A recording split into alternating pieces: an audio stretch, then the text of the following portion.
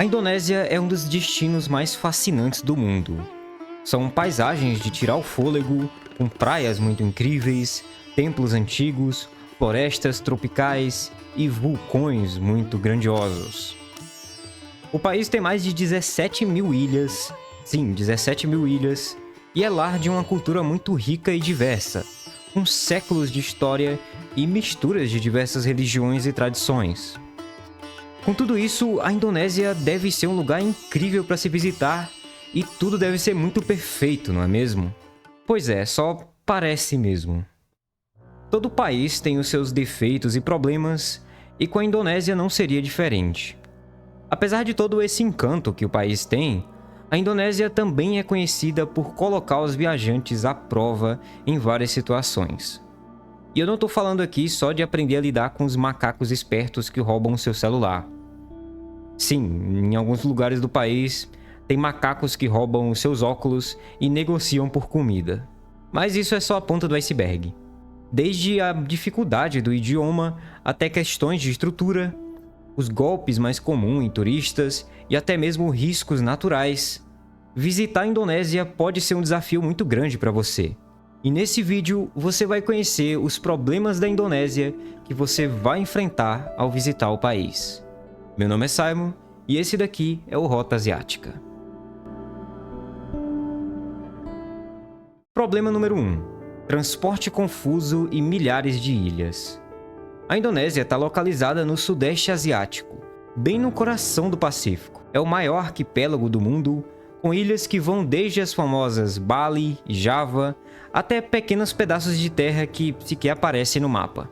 Se você é um turista que só quer ir para os lugares que todo mundo vai, que são mais bem construídos, as ilhas mais famosas, talvez você não sofra tanto quanto os turistas que querem visitar mais lugares. Mas se você quiser ir um pouco além, ficar viajando de uma ilha para outra e realmente conhecer a Indonésia de verdade, aí o negócio vai ser bem mais difícil. Você pode dar adeus aqui às facilidades de transporte, semelhante àqueles que você encontra na China e no Japão. Isso não existe por aqui. Assim que você embarca no país, esse primeiro problema já começa a aparecer. Como que você vai viajar entre todas as ilhas? Para começar, os voos internos são praticamente uma necessidade se você quer visitar várias ilhas. Mas daí já vem o primeiro obstáculo. As companhias aéreas locais nem sempre têm a melhor reputação do mundo. Atrasos e cancelamentos de última hora são coisas corriqueiras, são bem comuns. E além disso, muitos voos operam com aeronaves menores e para aeroportos que deixam bastante a desejar em termos de estrutura. Se você é do tipo que gosta de planejar tudo nos mínimos detalhes e gosta de bastante segurança, talvez você tenha que diminuir a sua exigência em alguns lugares. E não pense que quando você descer do avião, as coisas vão ficar muito fáceis. Em muitas ilhas do país, as estradas são bem estreitas e podem ser ainda bem mal sinalizadas e cheias de buraco. E aqui eu digo pode ser porque o governo atual tem melhorado nisso, tem investido mais dinheiro em melhorias em estradas e coisas do tipo, mas é difícil conseguir informações atualizadas sobre o lugar. É tudo uma bagunça de milhares de ilhas. Então não dá para saber como que está a situação ainda em muitas dessas. Contratar um motorista local ou alugar uma moto é quase obrigatório. Mas isso pode ser um problema se você não está acostumado com um trânsito caótico. Especialmente em Bali, onde o volume de motos na rua é gigantesco, dirigir pode ser uma coisa bem mais estressante do que divertida. Ah, e também tem os barcos, né? Os famosos barcos. Como a gente está falando aqui de muitas ilhas, muitas pessoas imaginam que atravessar essas ilhas pode ser algo bastante tranquilo e até romântico. Mas a realidade é que, em boa parte das rotas, os barcos são bem básicos, para não falar precários aqui. E dependendo do clima, as travessias podem ser bem mais perigosas. Se você vai viajar para centros turísticos, com certeza as opções vão ser muito maiores e até melhores, mas em zonas mais afastadas e rurais, a coisa é bem feia. Número 2. Idioma. Você chega todo feliz no país e vai falar com pessoas com o seu inglês mais ou menos, que você treinou durante meses, porque todo mundo deve falar inglês no mundo afora aí, certo? Bom, isso é até uma verdade, mas na Indonésia a coisa sempre vai ser diferente. Em Bali e em algumas regiões mais turísticas, o inglês até rola, mesmo que de uma forma mais básica. Mas se você se afastar um pouco mais desses pontos turísticos, você vai perceber que a comunicação é uma coisa que não existe praticamente sem saber o idioma local. A língua oficial da Indonésia é o Bahasa Indonesia. Halo, nama saya Saimo, senang bertemu dengan Anda. E por mais que seja uma língua muito interessante, a maioria dos turistas não tem ideia de como falar ou entender nenhuma palavra. Fora dos pontos mais conhecidos, muitas pessoas só falam o idioma local ou alguns dialetos aí regionais. E isso é um detalhe muito curioso. A Indonésia tem mais de 700 línguas diferentes espalhadas pelo arquipélago. Então, mesmo que você decida aprender algumas frases úteis, como eu fiz agora mais cedo, isso pode não ser o suficiente dependendo de onde você está.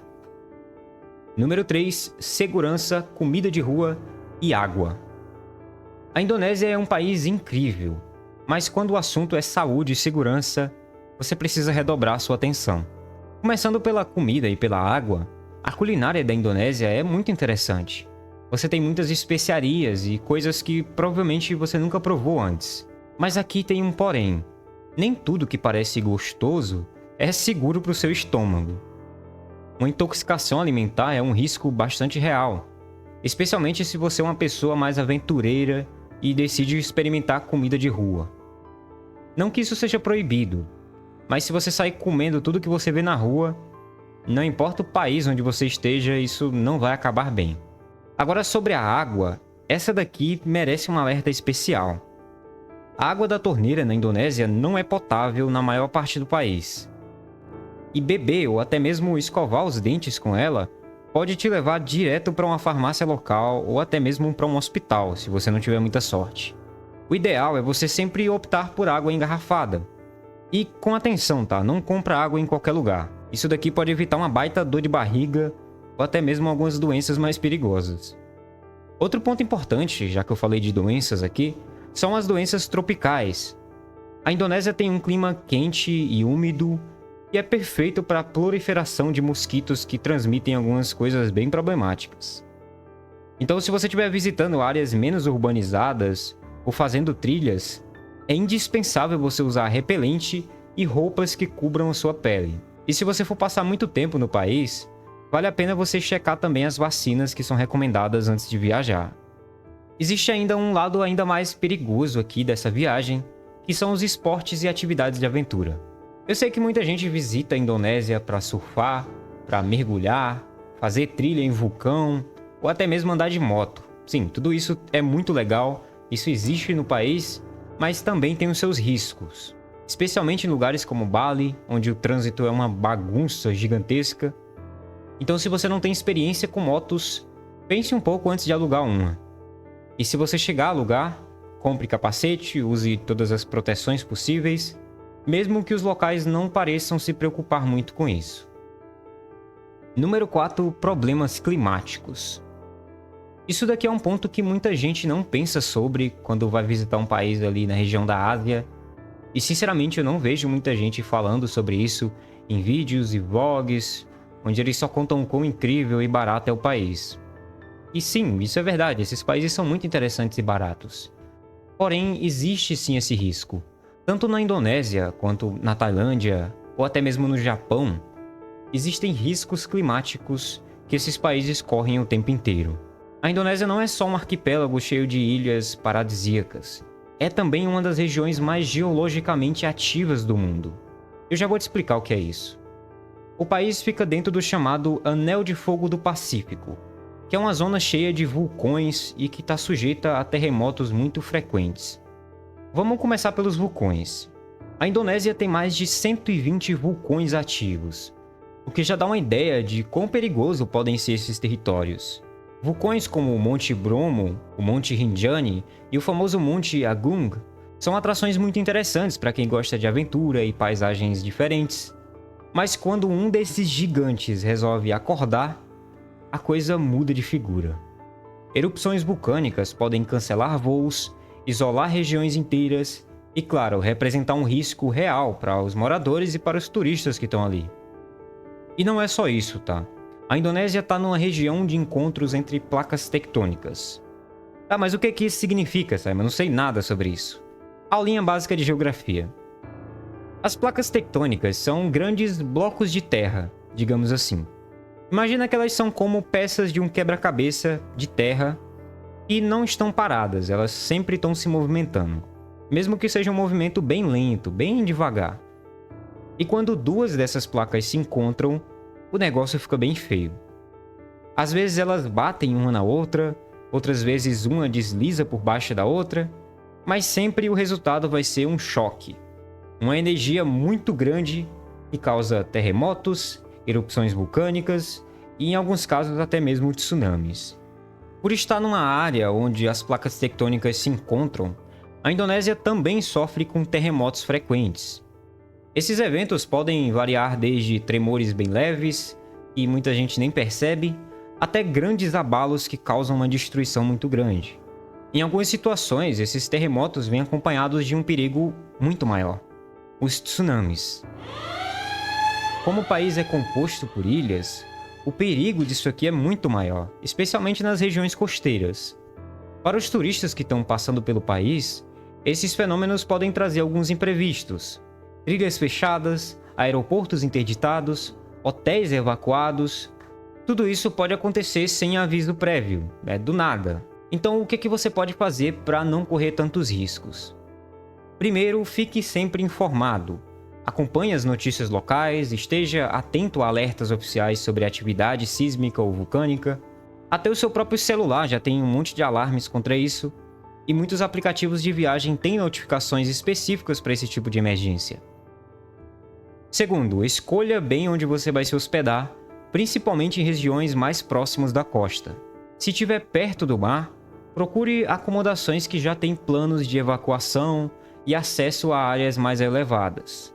Terceiro ponto, é bom você estar preparado nesse tipo de lugar. É uma boa ideia você levar um kit básico de emergência, com lanternas, garrafas de água, até mesmo documentos importantes em um lugar acessível. Você não pode estar com seu passaporte guardado num lugar difícil. Saber o básico sobre como reagir em terremotos, em situações desse tipo, pode fazer toda a diferença para você.